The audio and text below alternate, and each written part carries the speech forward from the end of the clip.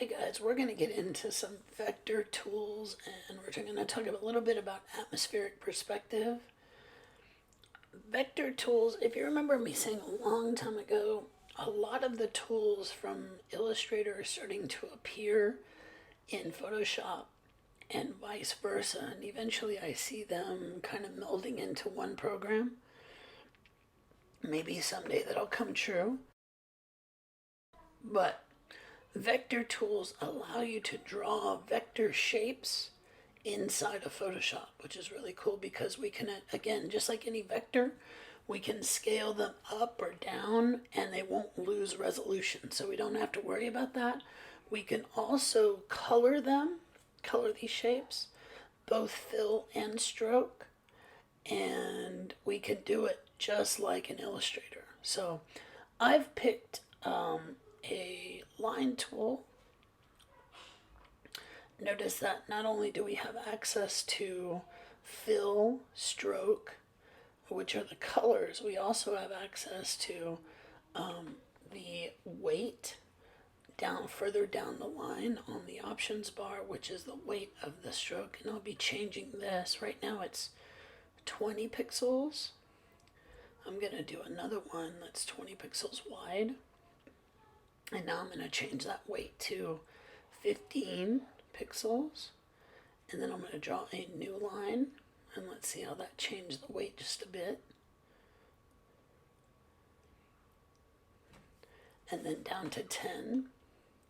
And we'll keep going with this. Now the goal I'm after is to make it seem as if some of these lines are behind certain planets and others are in front, so I can really start to play with the spatial arrangement of these.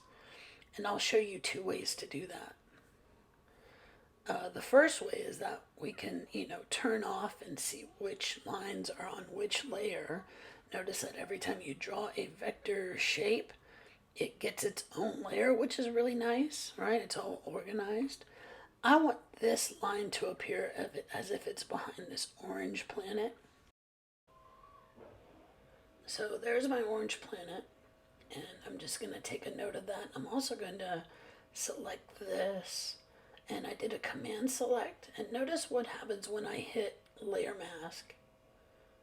It masks everything except the selection, which is the opposite of what I'm after. I want the opposite to happen. So if I undo and go back to my selection, I can go to select inverse and look at what it selects. It selects everything but the planet. And now when I go and hit add layer mask, it completes that layer mask and it's right up and very crisp, right up to the edge. So that's one way, we can use masks to make it look like things are behind other things. But another very simple way, that's kind of like the complex way of doing things in this instance. The other way, since all of these planets are on their own layer, I could do and just rearrange these layers. I'm going to do the same thing. I'm going to mask out this line just as another example. So those two lines are masked. But in the next instance, I'm just going to rearrange the other vector layers. So I'm going to do a command left bracket and move those layers down the layer stack. So there's command left bracket. And you can see that pushes that line all the way behind that yellow planet. There's command left bracket again. And I'm not going to go all the way back. I just wanted to go and back at the magenta or pink planet. And I might pick that last one and push that one down the layer stack as well. And that one goes behind the yellow planet too. So these lines offer up us another chance to add to the spatial arrangement of these and give us a real sense of space. Now I'm going to do something special with one of these lines. I think the line behind the pink planet. I'm going to apply a drop shadow to this, but in a different way. I'm just going to move the selection with one of the selection tools And I'm going to move it slightly down to be in sync with the planet, because the shadow from the pink planet is below the actual planet.